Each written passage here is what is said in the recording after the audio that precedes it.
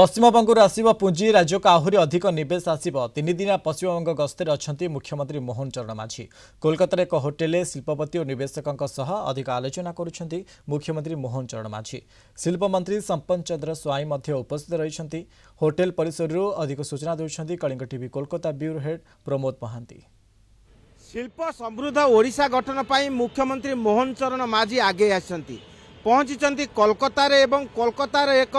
7 star hotel से अवस्थान कर शिल्पपति माने एठारे पहुंचुचंती एवं मुख्यमंत्री सहित आलोचना कर मूलतः कृषि टेक्सटाइल सोलार विभिन्न क्षेत्र में फार्मास्यूटिकल विभिन्न क्षेत्र में विनियोगर परिमाण किपरि वृद्धि पाइब से चेष्टा चली मुख्यमंत्री कार्यत प्रतिश्रुति देउछंती ओडिशा रे संभाव्य परिवेश रही ओडिशा सरकार शिल्पायन प्रति शिल्पपति माननकु समस्त प्रकार सहयोग करिवो कर्मसंस्थान वृद्धि पाउथिबा शिल्प संस्था रे ओडिशा सरकार बहुविध सुजोग प्रदान करिवो तेणु शिल्पपति माने आगे आसंतु ओडिशा रे शिल्प प्रतिष्ठा करंतु वाणिज्यर परिधि को आउरी वृद्धि करंतु। जो मुख्यमंत्री 2 दिनिया बेंगल गस्त अच्छी बहुत चांचल्यकर एवं चारिआडे आज न्यूज रे मध्य चारिआडे बाजुची जे मुख्यमंत्री निजे आछंती शिल्पर समृद्धि ओडिशा पई एतरे देखंतु सरकार मनोभाव भल भाव बुझी हुए कहीं आगुरी मध्य से विभिन्न सहर रे जमिति बांग्लोर जाइछंती आउ इंडिया रे विभिन्न प्रकार सहर जा इन्वेस्टमेंट प्रपोजल नहीं जाइछंती एवं सक्सेस होइछंती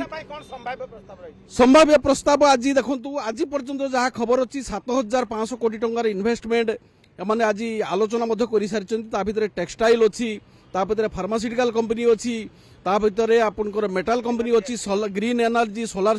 एनर्जी अच्छी तेणु यही सब भितर आडंबरपूर्ण वातावरण भितर सब चली 2 दिनिया भितर बर्तन सुधा जहाँ आसछंती 7500 कोटी टंकार इन्वेस्टमेंट बर्तन सुधा आलोचना हो सारानी तीनोटी जिनस मिश्रण हम लॉजिस्टिक रे किसी प्रॉब्लम रहिबो नहीं लैंड बैंक गवर्नमेंट चारिआडू लैंड बैंक पूरा कंट्रोल कर माने गोटे डाटाबेस बनई तेणु लैंड भी से तुरंत अलॉटमेंट कर सिंगल विंडो सिस्टम रही तेणु इन्वेस्टमेंट जी भी जीवे आराम से एटमोस्फेयर से पाइबे एवं इन्वेस्टमेंट भल भाव में बिजनेस करेंगे। आज मुख्यमंत्री जो शिल्प सम्मिलन बा शिल्पपति मान भेटभाटू ता स्पष्ट होती Kolkata video journalist Samar Jisan Pramod Mahanty Kalinga TV.